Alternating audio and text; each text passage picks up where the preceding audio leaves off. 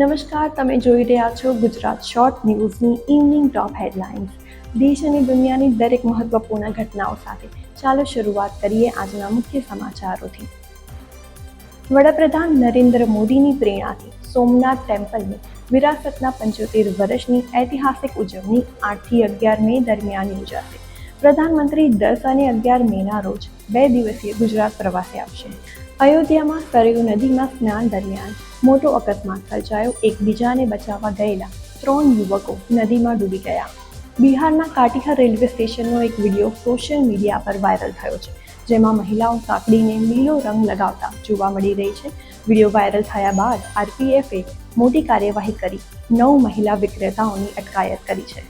ગુજરાતના જાણીતા મટકા king Ghanshyam ઢોલિયાનું heart એટેકથી નિધન થયું છે. તેમના અવસાનથી વેપારી જગતમાં શોકની લાગણી ફેલાઈ છે.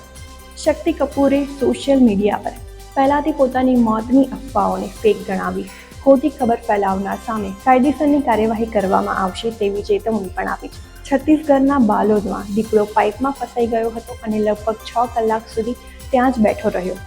બાદમાં રેસ્ક્યુ ટીમે તેને બહાર કાઢ્યો. બીસીસીઆઈના સચિવે તમામ ટીમોના સીઈઓને પત્ર લખીને ચેતવણી આપી છે કે આઈપીએલ દરમિયાન કેટલીક ગંભીર પ્રોટોકોલ ઉલ્લંઘનની ઘટનાઓ સામે આવી છે. તમામ 10 ફ્રેન્ચાઇઝીઓને મોકલી છે 8 પાનાની કડક ગાઈડલાઈન અને નિયમ તોડનાર સામે હવે સીધી કાર્યવાહી થશે. આજના અપડેટ્સ માટે આટલું જ. વધુ માહિતી માટે ફોલો કરો ગુજરાત શોર્ટ ન્યૂઝને.